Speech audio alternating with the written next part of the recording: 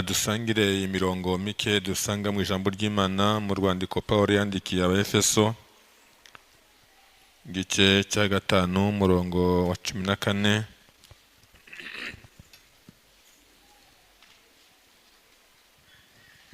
Ibusome nibuta kuko umwanya batugendanye. Abefeso 5:14 harabuza ngo nico gituma bivugwa ngo usinziriye we kanguka uzuke, Kristo abona uko akumurikira. Rwandiko rwa mbere Pawulo yandikiye Abatesalonike 5 umurongo wa 6. Iyi mikrofone muyiduhindurire irimo irashiramo umuriro.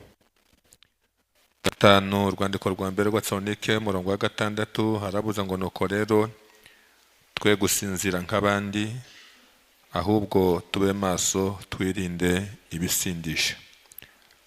Rwandiko igitabo cya mbere cy'Abami igice ni cya 3 umurongo wa 19 tugeze ku murongo wa 21. Igitabo cya mbere cy'Abami igice cyaho cya 3 umurongo wa 19 haravuze ngo ariko nijoro umwana w'uyu mugore arapfa azize yuko yamuryamiye. Icyo gicuku arabyuka ankura umwana mu gituza ubwo umuja wawe nari nsinziriye, amuryamisha mu gituza cye, wa wundi wapfuye amuryamisha mu gituza cyanjye. Mbyutse mu museke konsa umwana nsanga yapfuye, ariko mu gitondo mwitegereje mbona ko atari umwana wanjye nibyariye. Amen. Amen. Bagenzi banyu nari mbabwira mu iteraniro rya mbere, mbabwira kuko iyi message Imana duhaye uyu munsi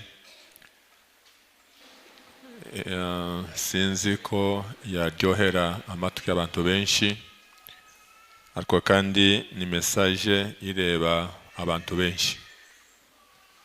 Message ireba abantu benshi. Pawulo arakangurira amatorero menshi, abantu benshi, ari itorero ry'Abaefeso, ry'Abatesalonike, yewe n'Abaroma. Mu nzandiko ze nyinshi yagiye avuga amagambo. Ageze ahangaha mu rwandiko rw'Abaefeso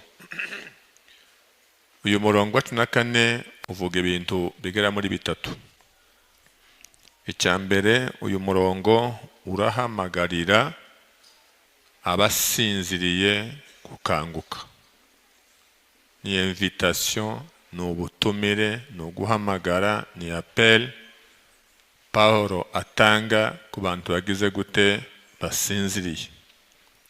Icya kabiri, nanone kandi arabahamagarira kuzuka, kuko ibimenyetso byinshi by'umuntu usinziriye n'upfuye akenshi birasa. Iyo umuntu asinziriye abagize gute abapfuye. Icya gatatu, aravuga amasezerano ku muntu ubasha gukanguka cyangwa se kuzuka, akavuga ngo nukanguka cyangwa se ukazuka, Kristo aragira gute arakumurikira. Kandi nakumurikira hari ibyo ubasha kubona, hari ibyo ubasha kureba utarebaga, kuko Kristo azabagize gute akumurikiye. Akenshi abantu basinzira nijoro. Iyo umuntu asinziriye ku manywa aba asinziriye mu gihe ahari kidakwiriye, kuko amanywa tuyakoramo, nijoro abantu bagasinzira. Iyo Bibiliya ivuga ijoro iba ishaka kuvuga imbaraga z'ubutware bw'umwijima. Iyo Bibiliya ivuga ijoro iba ivuga kwiyongeranya kw'ibyaha. Iyo Bibiliya ivuga ijoro ni igihe umwanzi Satani n'abambari be bakora cyane. Urambwira ate se ku manywa ntabwo Satani akora? Satani akora amasaha 28 kuri 28, ariko nijoro nicyo gihe akora cyane n'abambari be, kuko hari intumwa za Satani ku manywa rwose usanga ari abana beza utatekereza, ariko bwamara kwira bakaba abandi, bakitwaza rya joro. Nijoro nicyo gihe Satani n'intumwa ze baelabora amapiège, bategura imitego, bategura imigambi, bakora cyane, kuko ushobora kubona ku manywa hari abantu benshi baryamye, ariko nijoro bakarara bakora. Ariko kandi wareba ibintu bakora usanga ni ibintu bibi bitari byiza cyane. Nijoro ni igihe abajura bakora, kuko Yesu yaravuze ngo umujura ntazanywa n'ikindi keretse kwiba, kwica no kurimbura. Nicyo kizana iki umujura. Nubona umujura yaguteye azaba aje gukora ibintu bingahe? Icyambere azaba aje kwiba. Nubona arakwibye agusizeho uzashima Imana. Na ukwe no kwiba azagira gute? Yanakwica, misha bayiteguye rwose. Icya gatatu kandi yarimbura cyangwa se akangiriza. Kubera izo mpamvu z'ijoro Pawulo arabwira Abefeso ngo yewe usinziriye, kanguka uzuke, Kristo agire gute? Akumurikire. Hari ibimenyetso byinshi biranga umuntu usinziriye. Hari ugusinzira mu buryo bw'umubiri, hari no gusinzira mu buryo bw'umwuka. Ibyo bimenyetso byinshi bikunda kuba bisa, ariko iyo turi ahangaha ntabwo tuvuga cyane gusinzira mu buryo bw'umubiri, byo ni bisanzwe, ahubwo kudasinzira mu buryo bw'umubiri ni ikibazo.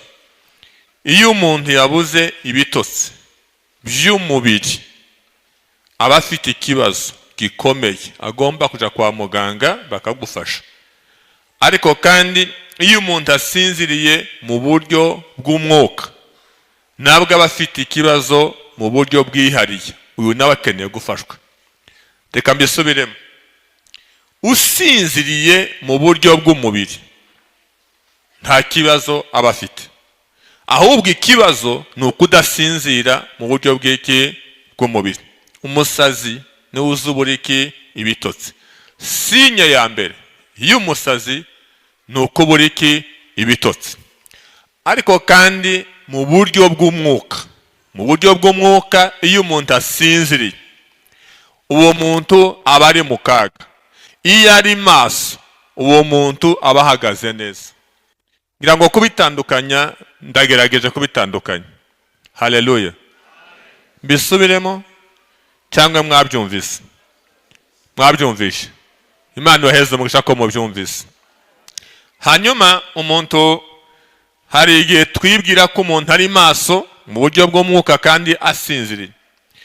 Gusinzira mu buryo bw'umwuka ni akaga gakomeye. Hari igihe umuntu asinzira mu buryo bw'umwuka ariko ahaye akora, ari mu kazi, afite akazi runaka, akagenda asinziriye, agakora asinziriye, agateka asinziriye, akabyara asinziriye, agakora asinziriye. Tukabona agenda, tukabona akora, tukabona ari mu activity atandukanye, ari ku ijuru ryamwitegereza rigasanga ari mu bitotsi bikomeye. Si ibitotsi gusa, Bibiliya yavuze ngo usinziriye nakanguke kandi agire gute? Azuke. Tukabona agenda kandi ari intumbi. Mu buryo bw'umwuka ari iki? Ari intumbi. Mu bimenyetso byinshi biranga uyu muntu, reka mbabwire 5 biranga uyu muntu usinziriye mu buryo bw'umwuka. Yewe nikizamukubwira nimba wabasha kugenzura. Icyambere, ari usinze mu mwuka, ari usinze by'umubiri, nta muntu ukora asinziriye, aba ari inactive. Ntabwo aba ari active, nta moving. Iyo umuntu asinziriye ntiyishaganya, ntakora. Iyo umuntu asinze mu buryo bw'umwuka, abandi bakora ari kureba, akumva ntacyo yamubwiye, aba yarasinziriye. Ntuzabona abandi barimo barakora, ugasanga umuntu ntakora, tukazamurenganye cyane, kuko nawe siwe, ahubwo ari mu bitotsi bikomeye. Kandi uri mu bitotsi ntiyikontorora. Nta muntu usinziriye wakwikontorora. Nicyo gituma hari ibikorwa byinshi umuntu yakora asinziriye, wabimubaza bukeye akabihakana ko atabikoze. Nubona umuntu yaje mu nzu y'Imana ukabona nta muvinga, ntakora, abandi bari gukora, mubabarire, ahubwo musenge bati Imana fasha umwene data agire gute, akanguke, azuke, ave mu itotsi arimo. Icyo ni ikimenyetso cya mbere. Icya kabiri nacyo gishaka gusa n'iki ngiki, uyu muntu muzasanga ari busy cyane, ari okipe cyane, afite imirimo cyane, afite shuguri cyane, ariko itari imirimo y'Imana. Afite shuguri ze cyane, arakora cyane, arahangayitse cyane, ntiyicara, ntaruhuka, ariko waje kureba iyo mirimo yose akora ni imirimo y'umubiri, si imirimo y'umwuka. Ni imirimo itazamuherekeza, ni imirimo izapfa ubusa, ni imirimo izasigara ahangamwe. Ari okipe n'iby'isi cyane, ari busy n'iby'isi cyane, atwarwa n'iby'isi cyane, ariko imirimo y'ijuru nta n'umwe agira gute akora. Icya gatatu, uzosanga nubwo akora gutyo ni umunyamaganya. Ni umunyamaganya, ababona bitaragwira, abashaka kugira ibindi byinshi, ashaka kwinezeza, ashaka za liksi, ashaka kuba ahantu heza, ashaka kurya neza, ashaka kwambara neza, ashaka ibintu byiza, ariko ugasanga ni n'umunyamaganya. Atunze za miliyoni ariko ariganyira. Icya kane, ni umuntu udatekereza ku buzima bw'iby'umwuka. Ntazi ko ashonje mu by'umwuka, ntakeneye gusenga, ntakeneye guterana, ntakeneye gusabana n'Imana, ntakeneye kuvugana n'Imana, nta mbuto z'umwuka, nta by'umwuka. By'umwuka ntibimurebe. Araza mu nzu y'Imana akicara, mwavuga ati duhaguruke, agahaguruka, rimwe na rimwe akicara abandi bahagurutse. Iby'Imana ntabwo bimukoraho. Bati duhimbaze Imana, bati ibyo bari mu biki bari, ntiyumve ibyo tugezemo. Bati dutange amaturo, ati ibyo ni ibiki se kandi. Donc iby'umwuka ntaho bahuriye nabyo. Azi ko atuzwe n'ubwenge bwe, azi ko ayoborwa n'ubwenge bwe, iby'Imana ntukagire gute ntacyo bimukoraho, nta bukene na bumwe abufite. Icya gatanu kandi giteye ubwoba, Bibiliya yabuze mu rwandiko rwa kabiri wa Timoteyo cya gatatu rwa gatanu, aravuga ngo abo bantu ngo bagira ishusho yo kwera, ariko bagakana imbaraga. Rimwe na rimwe iyo umuntu asinziriye usanga karimi ke kuvuga n'iby'Imana, ariko bitaba ku mutima we. Turi abaririmbyi, twarahamagawe, turi abapasitori, turi ba bishopo, turi bande, turi abahanuzi, turi bakinanani, bafite ishusho yo kwera, ariko bakihakana imbaraga zako. Bashaka kwerekana ko abanyamwuka cyane, bigira abantu bari spirituel, bigira abanyamwuka cyane. Mwaba rimwe na rimwe muteranye, ukumva arahagurutse, nta na gahunda bamuhaye, ukabona na deranje cyane, ashaka kwerekana ko ari umuntu munyamwuka.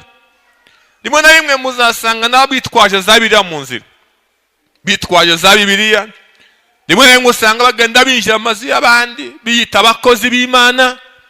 Bibiliya iravuga ngo bafite ishusho yo kwera, ariko waje kwitegereza imirimo akora ugasanga itandukanye cyane n'ubuzima bavuga. Haleluya. Bakristo muzabareka mbabwira ukuri. Hari igihe nuko tuba dufite umwanya muke, ariko hari igihe mba numva kabura umwanya shaka no kweza impuguro kareka kubigisha. Dufite ibibazo by'abantu bigira uko nguko. Nubona umuhanuzi kizamukubwira tugatinde kubyavuga, zutinda kundu yitwara, conduite ye, imyitwarire ye. Banza urebe ukuntu yitwara n'ubusanzwe, kuko Yesu avuze ngo muzabamenyera ku mbuto zanyu. Paul avuze ngo bafite ishusho, iyo bareba ugira ngo nibo, wagira ngo nibo, ariko kandi atari. Ibi ni ibimenyetso bitanu bigaragaza umuntu ugize gute, usinziriye mu buryo bw'umwuka. Niwo Paul avuga ngo yewe usinze kanguka.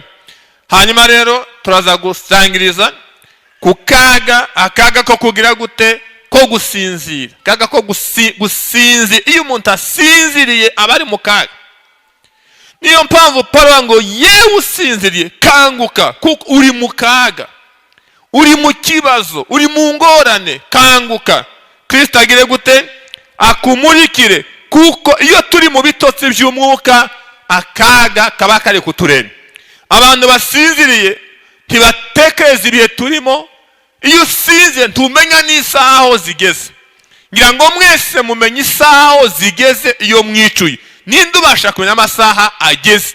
Iyo dusinziriye, umuntu usinziriye ntazi igihe kigeze, ntazi ko Yesu azagaruka, ntayamwitegura umunsi wo kumusanganira. Ari mu bitotsi hana habari, nta makuru afite kwa Yesu. Akaga ko gusinzira twagasanze mu gitabo cya mbere cy'Abami. Turasanga inkuru nimbibabaje simbizi, muraza kumfasha nange byanyobeye. Turasanga inkuru z'abamaraya bangahe? Babiri bari mu cyumba kimwe. Bari aranje, bazi kubana kuba mu cyumba kimwe kuri bose ikibazo, ariko kandi igisekeje kuri abamaraya baratwita bombi. Baratwita bombi. Ese ko na maraya watwite si ikindi kibazo ra? Si ikibazo.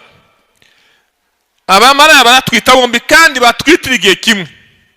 Bibiliya iravuga ngo uwa mbere arabyara. Agize iminsi ngahe? Iminsi 3. N'uwa kabiri agira gute, arabyara. Mw'ishambu rimwe ababyeyi bangahe? Babiri. Kandi babyara abana b'igitsina kimwe. Barabyara, Imana ibagiriye neza. Yes, Imana ibagenza barabyara. Ariko reka turebe akaga gakomeye aba bagore baza guhura nako. Se turabita abagore, turabita indaya. Nabaki? Ni indaya. Umugore n'ufite umugabo umwe. Siwe mugore. Hanyuma akaga gahari nakahe? Bibiliya yavuze ngo umwana w'umwe muri abo bombi ngo agira gute, arafa. Azize iki? Ko nyina yasinziriye akamuryamira. Mwumva akaga ka mbere ko gusinzira. Gusinzira kugeza ubwo umubyeyi aryamira umwana we akagira gute, agafa. Yari yasinziriye? Yari yasinziriye kugeza ubwo aryamira umwana akagira gute, agafa.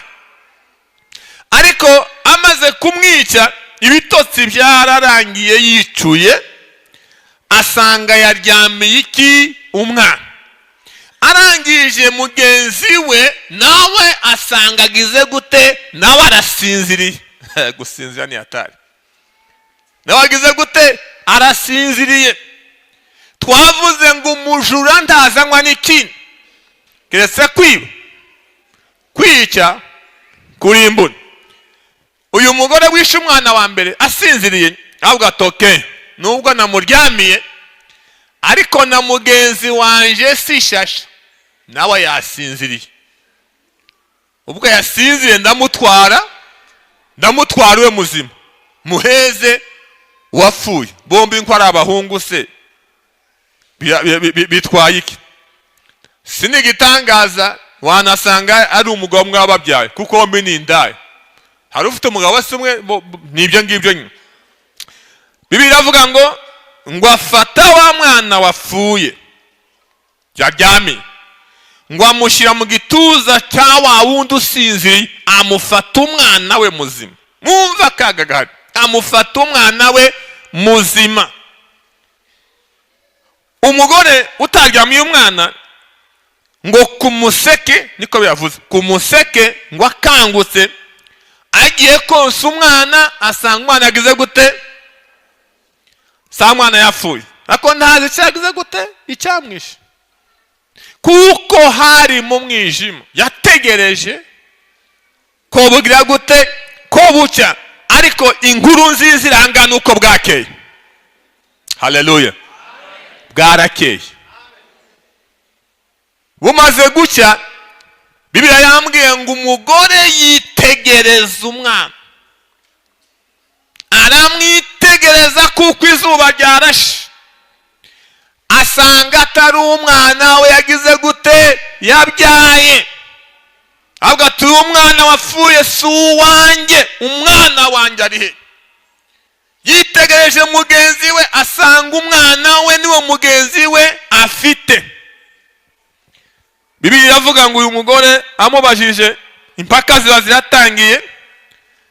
Ikindi yakoze ni iki? Nuko yagiye ku mwami. Cyo Kinyarwanda cyananiye, muramfasha. Alidai haki yake, yagiye gusaba uburenganzira bwe, yagiye kudeklara uburenganzira bwe. Kurenganuza ntabwo asonse neza. Yagiye gusaba kurenganura kuko afite ukuri ko gusubizwa umwana we. Iyi nkuru ayo abaje ni he nababwiye? Iyi nkuru irababaje. Nababwiye ko message Imana duhaye umunsi ibabaje. Ibabaje hehe? Nuko iyo dusinziriye Satani anabadirisha, ahindura, aratuguranira, akadutwara ibyacu bizima, akaduha ibye bifuye. Yes, bitangiye kumvikana. Adutwara abana bacu bazima, akaduha abapfuye. Adutwara abagore bacu bazima, akaduha abagore bapfuye. Adutwara abatware bacu bazima, akaduha abatware bapfuye. Adutwara akazi kazima, akaduha akazi gapfuye. Adutwara amagara yacu mazima, akaduha amagara yo kurwara. Iyo dusinziriye Satani aba profisi. Iyo dusinziriye umwanzi abagize umugisha. Nicyo gihe ahinduranya, akatwiba ibizima, akaduha ibipfuye. Ni marangapi, ni kangahe ufite umwana wapfuye Satani aragutwaye wawe muzima? Ni kangahe ufite umugore upfuye Satani aragutwaye wawe muzima? Ukibaza ngo uyu ni wa wundi narambagije cyangwa nundi? Uyu ni wa mugabo wambwiraga kwa kundi cyangwa nundi? Ukabona igihagararo ni wa wundi, ishusho ni wa wundi, ariko umutima siwo. Satani yatwaye wa wundi aguheza uwundi, amushyira mu wundi mutima, amwiye umutima muzima, amushyira nk'umutima upfuye. Icyo nicyo Satani azakora tugize gute? Dusinziriye, aratuguranira. Uyu mwana ko yari afite ubwenge, ko yatambukaga neza, bigenze bite? Satani yatwaye umwana muzima w'ubwenge bwawe, aguha umwana upfuye utazi ubwenge. Satani yagutwaye akazi keza, asiga aguheza akazi kabi. Kakandi ugati kangeza hanga ukagakora uri kuri. buri munsi ukaza wandika usezera ariko ntibinakunde. Satani yagize gute? Yaraguhinduriye. Ariko nubwo Satani yahinduye niko kazi ke nicyaza akora. Hariho inkuru nziza nshaka kubabwira. Bibiliya yavuze ngo mu gitondo, haleluya, Bwana asifiwe, ku museke umugore arabyutse asanga umwana yapfuye. Aho ni abantu benshi bari. Abantu benshi bari mu museke bafite ibintu byapfuye. Bafite byagize gute? Ibyapfuye. Bahora muri za question zitagira solution. Yishwe niki? Niki cyabiteye? Analyse sans solution. Ahora yibaza, akibaza. Kuki njuruza ntibikunde? Kuki umugabo ameze gutya? Kuki Imana itampa umugabo mwiza? Kuki Imana itampa kuki uri mu museke? Ariko iyo museke utambitse tuba dutegereje iki? Igitondo. Bwana asifiwe. Bwana asifiwe. Bwana asifiwe. Mu gitondo umugore yitegereza umwana aravuga ngo uyu mwana si uwanjye. Dutegereje igitondo kizatubwira ngo ibi turimo si ibyacu. Dutegereje igitondo ari we Yesu. Yesu niwe gitondo. Haleluya. Yaravuze ngo nkiri mu isi ndi umucyo w'isi. Iyo Yesu akumurikiye umenya ibyawe byapfuye. Umenye ko Satani yakuguraniye. Umenye ko Satani yagutwaye ubuzima bwawe. Umenye ko Satani yagutwaye business yawe. Umenye ko Satani yagutwaye umugore wawe. Umenye ko yagutwaye umugabo wawe. Umenya Yesu niwe uzumurika akatwereka ahari ikibazo. Icya kabiri, iyo Yesu amaze kutwereka ko ibyo dufite atari ibyacu, aduha imbaraga zo kuja kudeklara uburenganzira bwacu. Haleluya. Haleluya. Umva itangazo rishasha. Iki cyumweru nicyo kudeklara uburenganzira bwacu. Ibyo Satani yagize gute? Yatunyaze. Kandi aho turenganurirwa harahari. Pagaza hambabwira ngo aho turenganirwa harahari. Bibiliya ivuga ngo uyu mugore avuga ati nubwo uyu mugore yanyibiye umwana muzima kampu upfuye, ariko Salomo arahari, umwami w'amahoro arahari. Haleluya. Salomo iva mu ijambo ryitwa Salem, bivuga ngo ni umwami w'iki? Umwami w'amahoro. Yashushanyaga nde? Kristo Yesu, umwami w'iki? W'amahoro. Uyu mugore yaragiye aja kwa Salomo, umwami w'amahoro, umwami urenganura, umwami uzurenganura abarenganye. Haleluya. Ageze kwa Salomo atanga ikibazo, arakivuga, avuga ukuntu byagenze. Mugenzi we nta magambo menshi yavuze. Yaravuze ngo umwana muzima n'uwanjye, upfuye n'uwawe. Salomo nta bundi buhamya ashakisha. Nta wa gatatu wari muri iyo nzu. Ni bangahe? Arakura ubuhamya hehe? Ariko Salomo utabura uko abikemura. Haleluya. Ntabwo Imana irabura solution y'ikibazo ufite. Ikibazo cyawe cyose agikemura adasabye ubuhamya. Ntakeneye témoignage z'abantu. Ntakeneye kubaza amakuru. Ikone tu. Azi byose. Azi byose. Azi donini. Bwana asifiwe. Avuga toke mwabagaga umwe. Ikibazo nakibonye. Abagore ni bangahe? Umwana no icuma kimbe hafi. Yes, icuma kimbe hafi. Uyu mwana umwe ku bagore babiri turakora iki? Turamucamo kabiri. Umwe ajyana igice, undi ajyane. Ubwo ntigikemusera. Tikizaba gikemuse. umugore waryamiye umwana tumve nyakubahwa, ni wewe nashakaga, urubanza rwacu rukijije neza, ntawurenganye kuko buri muntu wese arajana igice. Undajane kunda kubabwira ngo iyo umuntu yafushije agakiza ashaka no kwica n'akabana. Igihe cyose nubona umuntu yafushe agakiza, attention, tukazamwegera, ari mu nza zo kwica n'akabasigaye, niko bigenda. Ariko umugore wasiganye umwana muzima avuga ati nyako iyo decision nge ntabwo nemera, aho gucamwo umwana wanjye kabiri, mureke umujyane. Nta mujyane, ndabizi ko ari umwana wanjye, ariko nagire gute namujyane. Salomo atoke mbonye nyina w'umwana ninde? Nyina w'umwana ninde? Numufitiye impuhwe. Nyina w'umwana numufitiye impuhwe. Hari abantu batagira impuhwe z'ibyo batakaje, hari abantu batagira impuhwe z'abana bapfuye. Abate mumuhereze uyu mwana. Bamuhereza uyu mwana. Twarebye ku bimenyetso byinshi, nubwo amasaha yacu ari kudushirana. Amasaha